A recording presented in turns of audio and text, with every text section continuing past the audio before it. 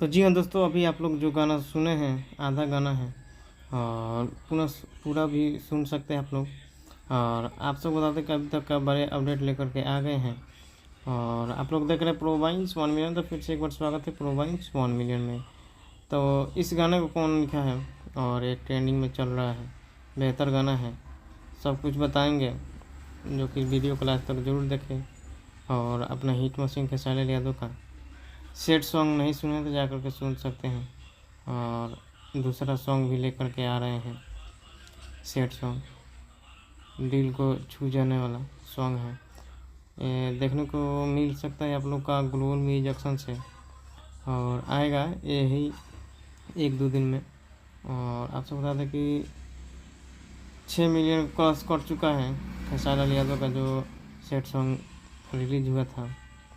और set song का मालिक भी बन गया है भोजपुरी इंडस्ट्री में खेसारी यादव का। ये सब तो मानना पड़ेगा, एक्टिंग और रिमिक्स जो होता है गाना का वो एकदम दिल को छू जाने वाला होता है, इनका एक्टिंग भी।